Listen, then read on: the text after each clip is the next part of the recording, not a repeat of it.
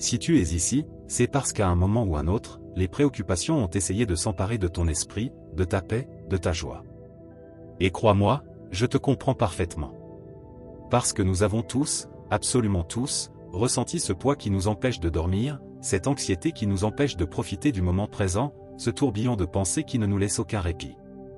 Tu n'es pas seul, et il est important de s'en souvenir. Tu es au bon endroit. Aujourd'hui, je veux que nous découvrions ensemble 12 manières pratiques, profondes et authentiques, inspirées de la sagesse stoïcienne, pour apprendre à relâcher ces charges mentales qui nous pèsent tant et accueillir une vie de véritable paix intérieure. Et si ce contenu peut t'aider, s'il t'apporte quelque chose de précieux dans ta vie, je t'invite à cliquer sur « J'aime », à commenter, à partager cette vidéo. Ce n'est pas seulement pour me soutenir.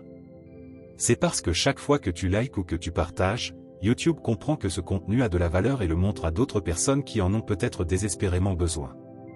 Certaines personnes n'ont que leur téléphone, leur ordinateur, ce petit espace pour apprendre et changer leur vie.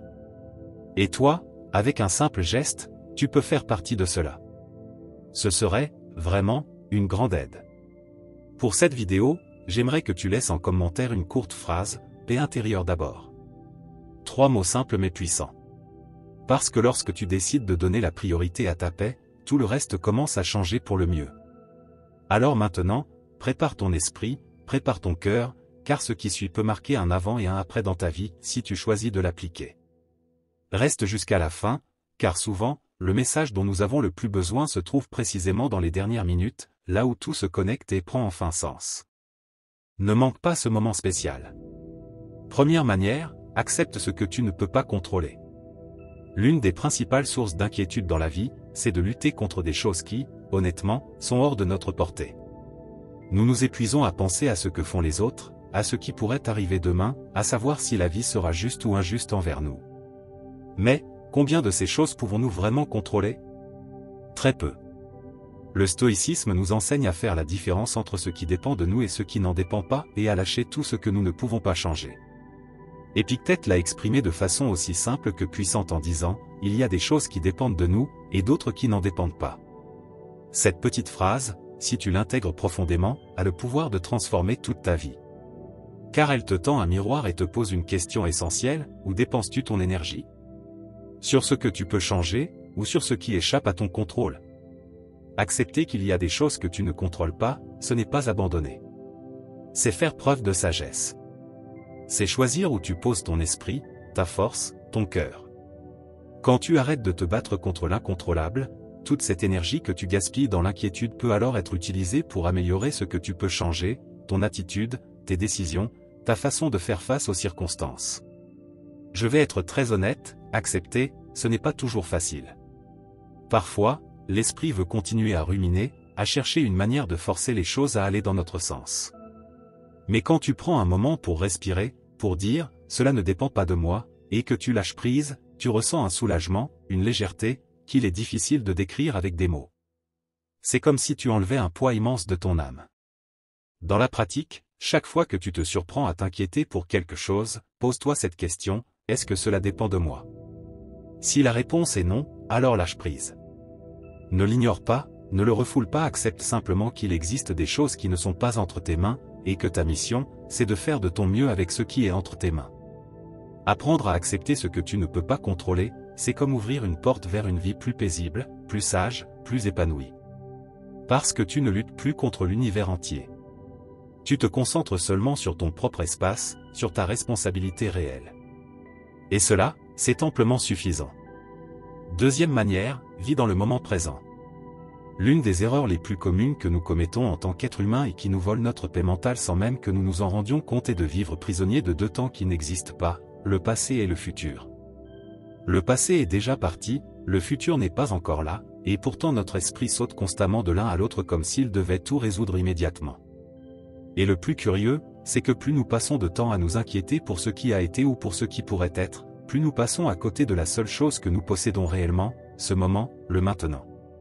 Marc Aurèle, l'un des empereurs les plus sages et stoïciens de l'histoire, a écrit une phrase qui résume cette vérité avec une clarté saisissante. Ne perds plus ton temps à débattre de ce qu'est un homme bon. Sois-le. Cette phrase renferme de nombreuses couches de sagesse, mais je veux me concentrer sur une chose en particulier, l'action dans le présent. Pas sur ce que tu as été hier, ni sur ce que tu pourrais être demain, mais sur qui tu choisis d'être maintenant, tout de suite. Lorsque tu vis dans le présent, les préoccupations perdent leur pouvoir, car l'instant présent est rarement aussi terrible que ce que ton esprit imagine. Dans l'instant, tu as généralement ce dont tu as besoin, de l'air pour respirer, un corps en mouvement, des opportunités d'agir, de petits moments à savourer. Mais lorsque ton esprit se projette dans ce qui pourrait arriver, il crée des monstres qui n'existent pas. Et ces monstres alimentent ton anxiété. Je t'invite à réfléchir. Combien de fois dans ta vie t'es-tu inquiété pendant des jours entiers pour quelque chose qui, au final, ne s'est même pas produit? Combien de nuits sans sommeil pour un problème qui s'est résolu tout seul ou qui, finalement, n'était pas aussi grave que tu le pensais? Et pourtant, à ce moment-là, tu as souffert. Non pas à cause de ce qui se passait réellement, mais à cause de ce que ton esprit projetait. C'est pourquoi l'une des manières les plus puissantes de retrouver ta paix est de revenir à l'instant présent, encore et encore. Ce n'est pas quelque chose que l'on réussit une fois pour toutes. Ce n'est pas un interrupteur magique. C'est une habitude, une pratique constante. Chaque fois que tu te retrouves prisonnier de pensées de peur, de culpabilité ou d'inquiétude, fais une pause et demande-toi. Que se passe-t-il maintenant, à cet instant précis? Pas demain, ni dans une semaine, ni dans un mois. Maintenant. Que peux-tu faire, penser ou ressentir en ce moment? Comment peux-tu agir ou te sentir différemment ici et maintenant? Un exercice simple que tu peux pratiquer et que les stoïciens pratiquaient eux aussi à leur manière est l'attention consciente, ce que beaucoup appellent aujourd'hui la pleine conscience ou mindfulness. Tu n'as pas besoin de t'asseoir en position de lotus ni de méditer pendant des heures. Il suffit que, dans le courant de ta journée, où que tu sois, tu prennes une respiration profonde, que tu observes tes pensées, tes émotions, ton corps, ce qui t'entoure. Tu te rendras compte que le présent, la plupart du temps, est beaucoup plus gérable que les scénarios catastrophiques que ton esprit invente. Et puis, quand tu vis dans le présent, quelque chose de magique se produit. Tu apprécies davantage, tu savoures mieux un repas, tu écoutes vraiment la personne en face de toi, tu valorises les petites choses qui auparavant passaient inaperçues. Parce que la vie est faite de petits moments. Et si tu rates le maintenant, tu passes à côté de la vie. Alors, chaque fois que l'inquiétude vient frapper à ta porte, souviens-toi de cela, reviens au présent. Car c'est ici, dans l'instant, que tu as le pouvoir de choisir comment répondre, comment agir, et surtout, comment vivre. Troisième manière, comprends que tes pensées ne sont pas toujours la vérité. L'un des pièges les plus subtils, mais aussi les plus dangereux, qui nous volent notre paix mentale, c'est de croire tout ce que nous pensons. L'esprit humain a une capacité impressionnante à inventer des histoires, à créer des peurs, à exagérer des problèmes, à interpréter les mots et les gestes des autres d'une manière qui n'est pas toujours fidèle à la réalité. Et si nous n'apprenons pas à remettre en question nos propres pensées, nous tombons dans l'anxiété, la tristesse et les inquiétudes constantes. Sénèque, le grand philosophe stoïcien, nous a légué un enseignement qui s'applique parfaitement ici: nous souffrons plus dans notre imagination que dans la réalité. Réfléchis à la puissance de cette idée. Bien souvent, nous ne souffrons pas parce que quelque chose de réellement grave se produit, mais parce que nous avons déjà, dans notre esprit, imaginé un scénario catastrophique qui nous fait ressentir comme si le pire était déjà arrivé. Pense à cela, combien de fois as-tu été anxieux à cause d'un email qui n'arrive pas, d'un appel que tu n'as pas reçu, d'un message que tu as mal interprété? Et dans ton esprit, tu commences à construire des scénarios. C'est sûr, il ne m'aime plus. Il a dû se passer quelque chose de grave. Je vais l'échouer. Mais ensuite, lorsque la réalité se présente, tu te rends compte que ce n'était rien de tout cela. Tu vois? Il y a ici une leçon fondamentale: tes pensées ne reflètent pas toujours la vérité. Ce ne sont que des pensées, de simples interprétations, pas des faits. L'esprit génère des pensées automatiquement, de la même manière que le cœur bat ou que les poumons respirent. Cela ne veut pas dire que tout ce que tu penses est vrai. Et comprendre cela te donne un pouvoir immense, car cela te permet de créer une distance saine entre ce que tu penses et ce qui est réel. Une pratique stoïcienne très puissante que tu peux appliquer est le questionnement. Chaque fois que tu te surprends à être pris dans un flot de pensées qui t'inquiètent, fais une pause et demande-toi: est-ce un fait? Ou bien une interprétation? Ai-je des preuves réelles que c'est ainsi, ou suis-je simplement en train de supposer? Suis-je en train d'imaginer le pire scénario sans envisager d'autres possibilités? Lorsque tu commences à remettre en question tes pensées, tu te libères de leur emprise. tu ne réagis plus automatiquement à tout ce qui traverse ton esprit. Tu apprends à observer, à analyser, à choisir en quoi croire, ou non. Et peu à peu, cette anxiété qui te semblait incontrôlable commence à diminuer. Un autre point très important, ne lutte pas contre les pensées négatives. Lutter contre elles ne fait que leur donner plus de force. N'essaie pas de forcer ton esprit à être parfait. Contente-toi d'observer ces pensées, comme si tu regardais des nuages passer dans le ciel. Elles sont là, tu les vois, mais tu ne t'y accroches pas. Tu les laisses passer. Dans la vie, tu auras toujours des pensées paisibles, mais aussi des pensées de doute, de peur, d'inquiétude. C'est cela, être humain. Mais lorsque tu comprends que tu n'es pas obligé de croire tout ce que tu penses, tu retrouves ta liberté. Tu retrouves ta paix.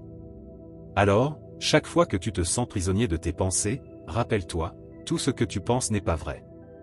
Tu peux choisir de lâcher les histoires qui te blessent et construire en toi un esprit plus calme, plus sage, plus en paix. Quatrième manière, sois reconnaissant pour ce que tu as déjà. L'un des poisons les plus silencieux de l'inquiétude, c'est ce sentiment constant de manque.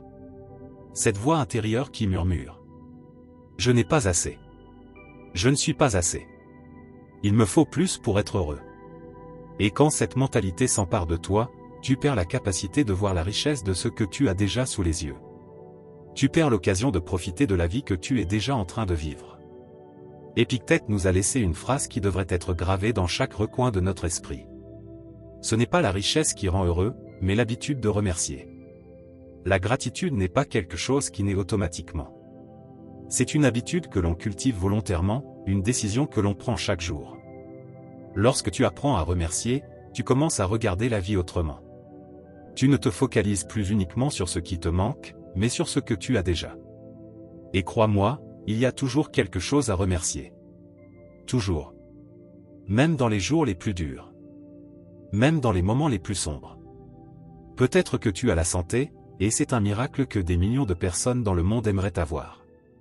Peut-être que tu as une famille, des amis, un toit, un repas, des opportunités, des capacités, des talents. Peut-être as-tu simplement la force de te relever une fois de plus après une chute et cela, c'est un immense cadeau. La gratitude n'élimine pas les problèmes, mais elle transforme la manière dont tu les affrontes. Quand tu te concentres sur ce que tu as, et non sur ce qui te manque, tu te sens plus fort, plus optimiste, mieux préparé à affronter les défis. Un cœur reconnaissant ne se noie pas dans l'inquiétude, car il sait reconnaître la beauté même au cœur de la tempête. Je t'invite à pratiquer quelque chose de très simple mais puissant. Chaque matin, avant de commencer ta journée, pense à 3 choses pour lesquelles tu peux être reconnaissant. Cinquième manière, sépare ce que tu ressens de ce que tu es. L'une des choses les plus destructrices que nous puissions faire à notre paix intérieure, c'est de nous identifier totalement à nos émotions. Nous croyons que si nous ressentons de la peur, alors nous sommes lâches. Que si nous ressentons de la tristesse, nous sommes faibles. Que si un jour nous ressentons de l'anxiété, alors nous sommes brisés ou qu'il y a quelque chose de défectueux en nous. Mais ce n'est pas le cas. Tu n'es pas ce que tu ressens. Ce que tu ressens est une expérience, quelque chose que tu traverses, ce n'est pas ton identité. Marc Aurèle a exprimé cette idée avec une sagesse impressionnante lorsqu'il a écrit. Ne te laisse pas emporter par la première impression. Dis-toi plutôt, attends un instant, laisse-moi voir qui tu es, et ce que tu représentes. Cette pratique qu'il recommandait, mettre de la distance entre toi et ce que tu ressens, peut transformer ta vie intérieure. Tes émotions sont comme des visiteurs. Elles arrivent, restent un moment, t'enseignent quelque chose sur ce qui se passe dans ton esprit ou dans ton environnement, puis s'en vont. Mais si tu t'identifies à chaque émotion qui te traverse, tu vis alors sur des montagnes russes émotionnelles interminables, dans une instabilité qui te vole ta vie, ta sérénité, ta paix. Tu n'es pas la peur, tu es celui qui observe la peur. Tu n'es pas la tristesse, tu es celui qui ressent la tristesse. Tu n'es pas la colère, tu es celui qui est témoin de la colère.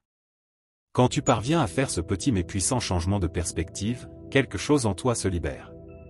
Tu n'as plus besoin de lutter contre ce que tu ressens, ni de le cacher ou d'en avoir honte. Tu le vois, tu le reconnais, tu le traverses, et tu continues d'avancer. Imagine que tes émotions sont comme des vagues dans l'océan. Si tu te laisses emporter par chaque vague, tu finis épuisé, frappé, sans direction. Mais si tu apprends à surfer sur ces vagues, à les voir venir, à les accepter et à les chevaucher avec sagesse, tu peux avancer même au cœur de la tempête. Dans la vie réelle, cela se manifeste ainsi, tu te lèves un jour en te sentant mal, abattu, anxieux. Avant, cet état aurait défini toute ta journée. Tu te serais dit, je suis un désastre, un échec. Mais aujourd'hui, avec cette nouvelle conscience, tu reconnais simplement, aujourd'hui, je me sens triste. Aujourd'hui, je ressens de l'anxiété. Et c'est normal. Cela ne me définit pas. Je ne suis pas cela. C'est un état, pas mon essence. Et alors, au lieu de t'effondrer dans ton drame intérieur, tu fais ce que tu sais être juste. Tu avances. Tu accomplis tes responsabilités. Tu traites les autres avec bonté. Tu prends soin de toi. Tu continues à grandir. Voilà ce qu'est la véritable force intérieure, ne pas laisser les émotions passagères dicter ton identité ni tes actions. De plus, séparer ce que tu ressens de ce que tu es t'enseigne aussi la compassion envers toi-même. Cela te permet de te donner l'espace pour avoir de mauvais jours, pour ressentir des émotions inconfortables sans y ajouter de la culpabilité ou de la honte. Car être stoïcien ne signifie pas ne rien ressentir. Cela signifie tout ressentir, sans te perdre dans ce que tu ressens. C'est vivre depuis un lieu de conscience, et non depuis la réaction automatique. Alors, chaque fois qu'une émotion intense t'envahit, rappelle-toi.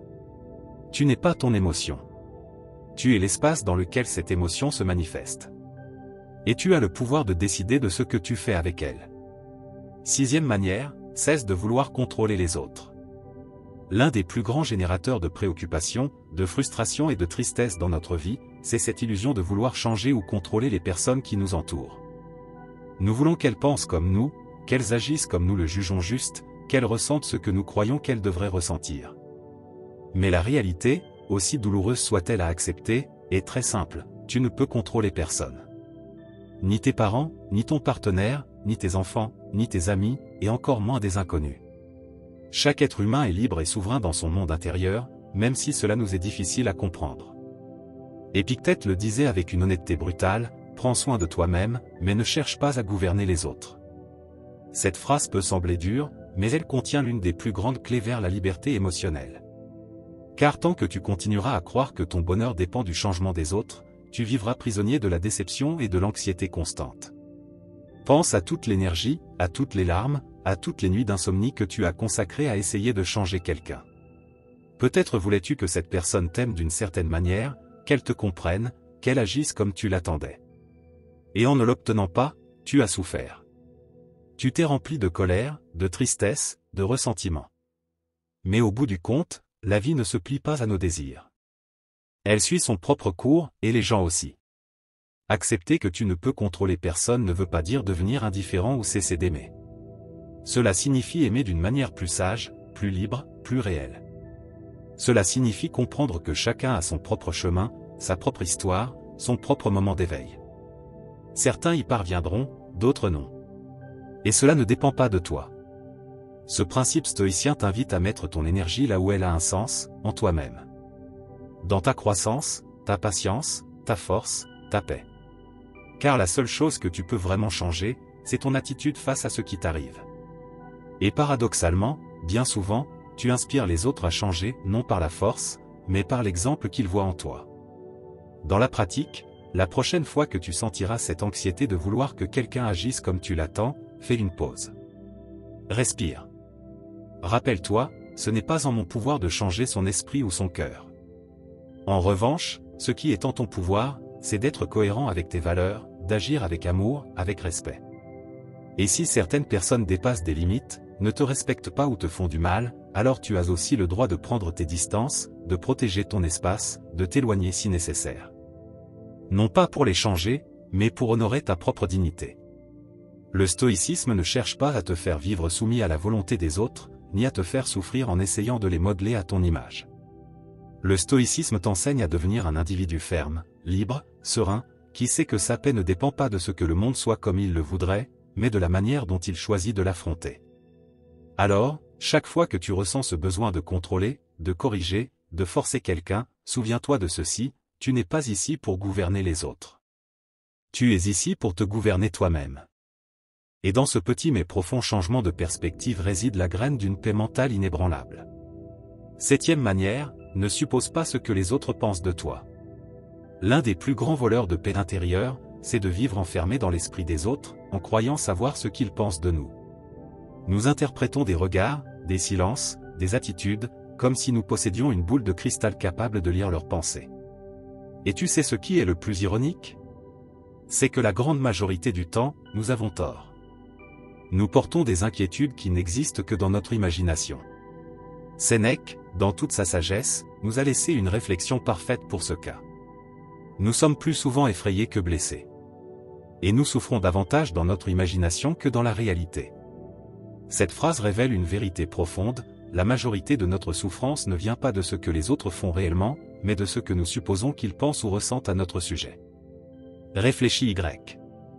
Combien de fois t'es-tu senti mal parce que quelqu'un ne t'a pas salué comme tu l'espérais? Parce qu'il n'a pas répondu immédiatement à ton message? Parce qu'il t'a parlé sur un ton sec? Alors, ton esprit commence à tourner. Il est sûrement fâché contre moi. Je ne lui plais plus. Il pense du mal de moi. Mais en réalité, il se peut que cette personne ait simplement passé une mauvaise journée, qu'elle soit distraite ou qu'elle affronte ses propres problèmes, sans que cela ait quoi que ce soit à voir avec toi. Supposer ce que pensent les autres est une bataille perdue. Premièrement, parce que tu ne sauras jamais exactement ce qui se passe dans l'esprit d'autrui. Deuxièmement, même si tu le savais, tu ne pourrais pas contrôler leurs pensées. Et troisièmement, vivre ainsi te vole une énergie incroyable que tu pourrais consacrer à construire ta propre vie. Un véritable stoïcien comprend que sa valeur ne dépend ni de l'approbation ni du jugement des autres. La véritable valeur réside dans le fait d'agir selon ses principes, d'être cohérent avec soi-même, sans chercher à plaire ni à obtenir une validation extérieure. Comment appliquer cela dans la vie quotidienne? Chaque fois que tu remarques que ton esprit commence à supposer: je pense qu'il ne m'aime pas. Je pense qu'on me juge. Je pense qu'il parle mal de moi. Arrête-toi. Fais une pause consciente et rappelle-toi. Ce n'est qu'une histoire que je suis en train de me raconter. Ce n'est pas un fait. Et même si c'était vrai, qu'importe. Ma paix ne peut pas dépendre de l'opinion changeante et subjective des autres. Je t'invite à pratiquer cette petite mais puissante attitude. Au lieu de supposer, pose des questions si c'est nécessaire. Ou, tout simplement, continue ton chemin sans t'attacher. La plupart du temps, il n'est même pas nécessaire d'éclaircir quoi que ce soit. Ton esprit cherche des certitudes, mais ton âme, elle, a besoin de liberté.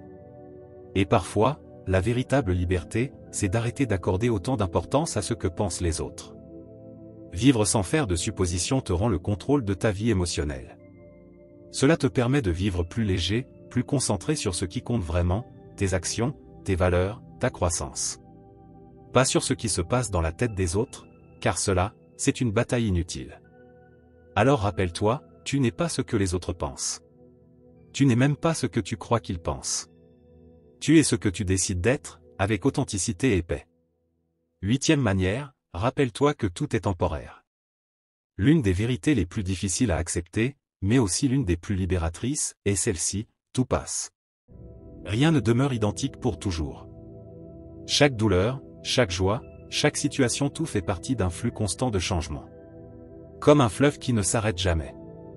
Et lorsque tu comprends cela en profondeur, lorsque tu ne l'intègres pas seulement dans ton esprit mais aussi dans ton cœur, les préoccupations perdent une grande partie de leur pouvoir sur toi. Marc Aurèle a écrit une phrase qui capture cette idée avec une sérénité impressionnante. L'univers est changement. La vie est ce que nos pensées en font. En bon stoïcien, il savait que résister au changement, c'est lutter contre la nature même de la vie. Accepter la transitorité de toute chose est l'un des plus grands secrets de la paix intérieure. Pense à ces moments qui, à une époque, te semblaient insurmontables: une rupture, une perte, un échec. Sur le moment, tout semblait sombre, interminable. Et pourtant, aujourd'hui, lorsque tu regardes en arrière, tu réalises que tu as survécu, que tu as appris, que la douleur n'a pas duré éternellement.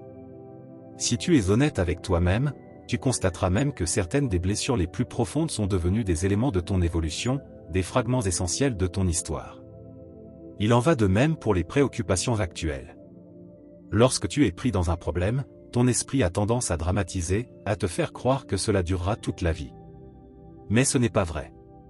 Ce qui t'angoisse aujourd'hui passera aussi, peut-être même plus tôt que tu ne l'imagines. Accepter que tout est temporaire ne signifie pas devenir indifférent. Cela signifie vivre chaque moment avec plus de conscience, en sachant qu'il est unique, qu'il ne reviendra jamais sous la même forme. Cela signifie ne pas s'attacher ni au plaisir ni à la douleur, car on sait que l'un comme l'autre sont passagers. Cela signifie comprendre que la vie ne te doit pas une stabilité permanente. Parce que la vie elle-même est changement, mouvement, évolution. Une pratique très puissante que tu peux adopter est la réflexion quotidienne sur l'impermanence. Chaque matin, rappelle-toi ceci. Tout ce que j'aime et tout ce que je crains est temporaire. Cette pensée t'aidera à mieux apprécier ce que tu as et à moins redouter ce que tu pourrais perdre. Car au final, ce qui compte n'est pas de retenir, mais de vivre pleinement chaque instant. Dans la vie réelle, cela se traduit par apprendre à suivre le courant, à ne pas t'agripper désespérément à ce que tu veux conserver, ni à résister férocement à ce que tu veux éviter. Si aujourd'hui tu vis une journée difficile, rappelle-toi. Cela aussi passera. Et si aujourd'hui est une journée merveilleuse, savoure-la avec gratitude, mais sans attachement, car elle passera elle aussi. Et c'est très bien ainsi. Car c'est la nature de tout ce qui est vivant.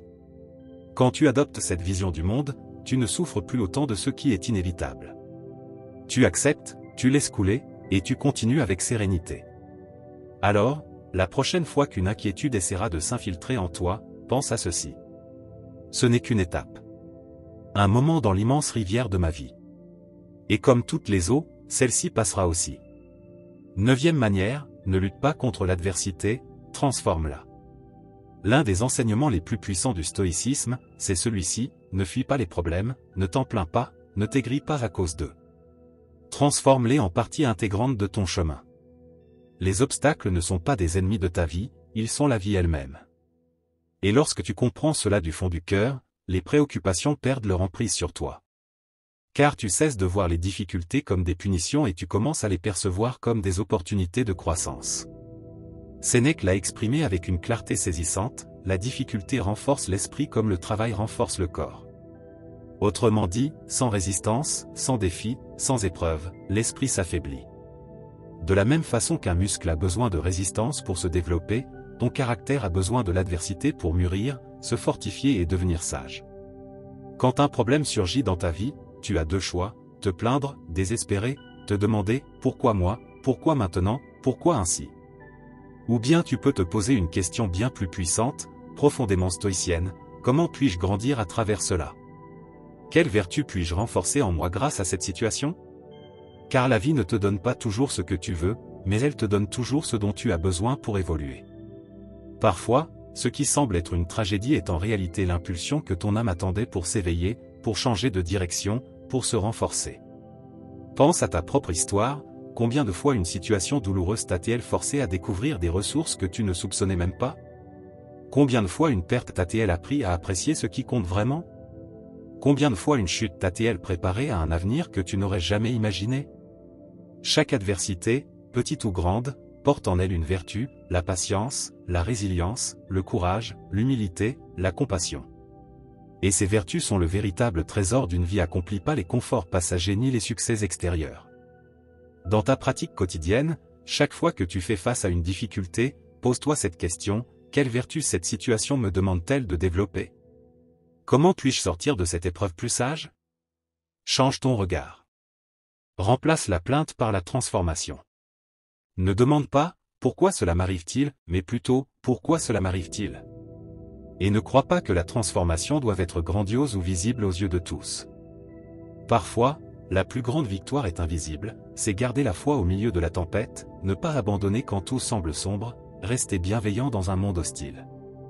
Le véritable stoïcisme n'est pas de la froideur, ni de l'indifférence. C'est un courage silencieux qui transforme chaque coup en une marche de plus vers la grandeur intérieure. C'est la certitude que rien d'externe n'a le pouvoir de te détruire, si tu choisis de grandir à travers ce que tu vis.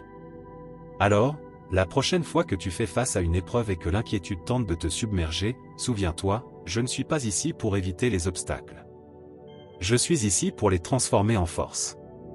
Car c'est dans cette transformation silencieuse que germe la graine d'une vie invincible. 10e manière, définis ton but et fais en ton encre. L'une des causes les plus fréquentes de l'inquiétude, de l'anxiété et du vide intérieur est de vivre sans direction claire, sans un but profond qui oriente tes décisions et tes actions. Quand tu n'as pas de but défini, le moindre vent te secoue, le moindre obstacle te fait vaciller, la moindre critique te paralyse. Mais lorsque tu sais qui tu es, ce que tu veux, et pourquoi tu te lèves chaque matin, alors même au cœur de la tempête, tu trouves une forme de stabilité. Marc Aurèle, l'un des plus grands représentants du stoïcisme, l'avait parfaitement compris lorsqu'il déclara: « N'agis pas comme si tu devais vivre 10 000 ans. La mort est à ta porte.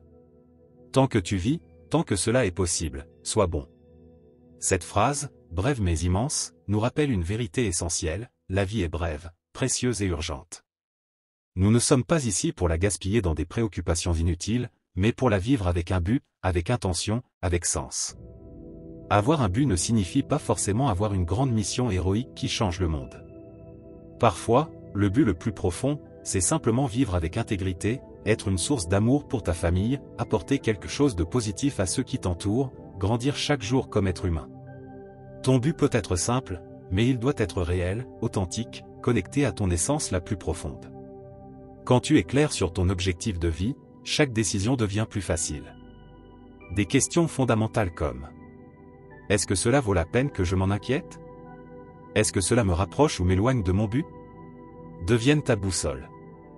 Et cette boussole te fait économiser une quantité immense d'anxiété, parce que tu sais où tu veux aller et tu ne te laisses pas facilement détourner par le bruit extérieur.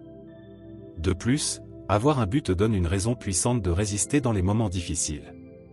Quand tout semble s'écrouler, quand les problèmes s'accumulent, quand ton esprit veut t'abandonner, te rappeler ton but, c'est ce qui te maintient debout. C'est ton ancre. C'est ce qui te rappelle qu'il y a un sens plus grand, même si tu ne le vois pas clairement dans l'instant. Dans la pratique, je t'invite à consacrer un moment à une réflexion honnête. Quel est mon véritable but? Quelles sont les valeurs que je veux incarner? Quel héritage est-ce que je veux laisser, même dans les petites choses du quotidien?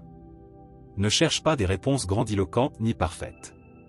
Cherche ce qui allume ton âme, ce qui te fait sentir que ta vie a du poids, que ton existence a un sens. Et une fois que ce sera clair pour toi, répète-le toi chaque jour. Écris-le. Grave-le dans ton cœur. Fais-en une partie de toi, car l'esprit oublie facilement, surtout en temps de crise. Avoir toujours ton but présent à l'esprit te protégera de te perdre dans des préoccupations inutiles, dans des distractions vides, dans des peurs qui ne méritent pas de diriger ta vie. Rappelle-toi. Tu n'es pas ici pour être ballotté par les circonstances. Tu es ici pour vivre avec direction, avec intention, avec un but. Et sur ce chemin clair, même si le monde autour de toi s'agite, toi, tu marcheras en paix. 11e manière, maintiens ton esprit occupé à ce qui construit, non à ce qui détruit. L'esprit, s'il n'a pas une direction claire, tend naturellement à divaguer. Et quand il divague sans contrôle, il se dirige souvent vers des terrains obscurs, la peur, l'inquiétude, le ressentiment, la culpabilité, la comparaison. Tout cela est comme une terre fertile. Si tu ne sèmes pas quelque chose de bon en elle, des mauvaises herbes pousseront. C'est pourquoi l'une des façons les plus efficaces d'éviter l'inquiétude est de garder l'esprit occupé à des choses qui édifient, qui construisent, qui élèvent ta vie. Épictète disait quelque chose qui résume brillamment cette idée: l'esprit a sa volonté, en accord avec la nature, sans se laisser entraîner par les passions ni par des désirs insensés. En d'autres termes, concentre ton énergie sur ce qui renforce ton âme, non sur ce qui la fragilise. Lorsque l'esprit est occupé à apprendre, à créer, à servir, à construire des relations saines, à travailler sur des projets qui comptent, il a bien moins de place pour se perdre dans des préoccupations inutiles. La minute que tu consacres à quelque chose qui apporte est une minute que tu ne peux pas consacrer à quelque chose qui te retire. Réfléchis Y, quand te préoccupes-tu le plus? Généralement, c'est quand tu as du temps libre, pour tourner les choses en boucle dans ta tête, quand tu n'as rien de significatif qui capte ton attention. L'esprit cherche alors des drames là où il n'y en a pas, agrandit de petits problèmes, s'en mêle dans des peurs futures qui ne se réaliseront probablement jamais. C'est pourquoi l'un des grands secrets d'un esprit en paix est de vivre dans un mouvement conscient, pas dans un activisme vide, courant dans tous les sens sans but, mais dans une action intentionnelle, sur des projets qui te remplissent, dans des activités qui nourrissent ton esprit, ton corps et ton esprit. Que peux-tu faire pour occuper ton esprit de manière constructive plutôt que destructive? Voici quelques idées pratiques. Apprends quelque chose de nouveau qui te passionne. Consacre du temps chaque jour à la lecture de livres qui nourrissent ta sagesse. Crée, écris, peins, construis, enseigne, partage. Fais de l'exercice, car bouger le corps calme aussi l'esprit. Sers les autres, aide, écoute, accompagne ceux qui en ont besoin. Cultive des passe-temps qui te reconnectent sainement à toi-même. Chaque action constructive est comme une pierre supplémentaire. Si ton esprit repose sur cette solidité, les préoccupations auront moins de place pour s'installer. Et autre chose, lorsque tu occupes ton esprit à construire, ton estime de toi aussi s'élève, car tu vois que ton temps a de la valeur, que ta vie a un but, et que chaque jour, même par petits pas, tu laisses une trace. Alors, la prochaine fois que l'inquiétude voudra prendre possession de ton esprit, ne lutte pas frontalement contre elle. Occupe-toi plutôt, remplis ta journée d'actions significatives, crée, apprends, aide, grandis. Tu verras alors que l'inquiétude se retrouvera sans place, car là où il y a but et action consciente, la peur ne peut pas habiter. 12e manière, pratique l'indifférence active face à ce qui ne mérite pas ton énergie. Il y a des choses dans la vie qui ne méritent pas la moindre parcelle de ton énergie, de ton attention, ni de ta paix intérieure. Des critiques injustes, des commérages, des provocations, de petites injustices que tu ne peux pas changer, des commentaires malveillants. Et pourtant, bien souvent, nous laissons ces petites choses nous voler une immense quantité de sérénité. Pourquoi? Parce que nous n'avons pas encore appris l'art de l'indifférence active. Sénèque l'expliquait avec une grande sagesse lorsqu'il disait que celui qui s'irrite de tout ce qui lui arrive est comme un chien qui se mord la pierre qu'on lui jette. Plutôt que de mordre la pierre, il faut observer. Plutôt que de réagir, il faut choisir l'indifférence active. Ce n'est pas une indifférence froide ou un manque de sensibilité. C'est la capacité de voir quelque chose qui pourrait te perturber, et de décider consciemment de ne pas lui donner de pouvoir sur toi. Il ne s'agit pas de devenir insensible, mais de prioriser ta paix intérieure. De te demander, à chaque situation, cela mérite-t-il mon énergie, mon temps, mon attention? Ce qui est en train de se passer, cette provocation, cette critique, mérite-t-elle vraiment d'entrer dans mon espace mental? Car à chaque fois que tu réponds à une offense inutile, à chaque fois que tu prends personnellement une opinion sans fondement, à chaque fois que tu t'engages dans une discussion inutile, tu offres ta paix intérieure en abondance. L'indifférence active te permet de conserver ton énergie pour ce qui compte vraiment, au lieu de la gaspiller dans des petites disputes, des discussions stériles ou des réactions impulsives. Car, au final, quel intérêt y a-t-il à gagner une dispute si tu perds ta paix dans le processus? Imagine que chaque jour, on te donne une quantité limitée d'énergie mentale, comme si tu avais une batterie à gérer. Chaque fois que tu t'irrites pour une broutille, chaque fois que tu t'inquiètes pour un commentaire, cette batterie se vide. Quand arrive le moment d'affronter quelque chose de vraiment important, tu es déjà épuisé. L'indifférence active est la sagesse de conserver cette batterie pour ce qui en vaut vraiment la peine. Comment la pratiquer dans la vie réelle? Quand quelque chose te dérange, quand quelqu'un te provoque, fais un petit exercice mental, demande-toi, est-ce que cela sera important dans 5 jours, 5 semaines, 5 ans? Fais-le, ne t'embête pas plus longtemps. Respire, souris intérieurement et poursuis ton chemin. Tu peux aussi te rappeler que, la plupart du temps, ce que les autres disent ou font n'a pas vraiment à voir avec toi, mais avec eux-mêmes, leur propre douleur, leur propre ignorance, leur propre bataille intérieure. Et tu n'as pas à porter ce fardeau. Des mots simples, tout ne mérite pas ta réponse, tout ne mérite pas ton émotion, tout ne mérite pas ton épuisement. Tu ne peux pas empêcher que des pierres soient lancées sur ton chemin, mais tu peux choisir de ne pas les ramasser et de ne pas les porter avec toi. L'indifférence active est une preuve d'amour-propre, un acte d'intelligence émotionnelle. C'est une manière de protéger ce que tu as de plus précieux, ta paix. Alors, la prochaine fois qu'une petite chose essaiera de te perturber, souviens-toi, tu n'es pas un esclave des stimuli externes. Tu es libre de choisir où tu poses ton esprit et ton cœur. Et cette liberté, ce choix, est ce qui te mène directement vers une vie de véritable sérénité. Si tu es arrivé jusqu'ici, je t'invite à t'abonner, à activer les notifications et à laisser un commentaire pour que YouTube reconnaisse que ce contenu est utile aux personnes comme toi. Cela nous motive à continuer à créer des vidéos de ce type à l'avenir. Je t'encourage aussi à jeter un œil aux 2 dernières vidéos que nous te recommandons. Je te remercie sincèrement pour ton temps et ton soutien. On se retrouve très bientôt pour une nouvelle aventure. À très vite.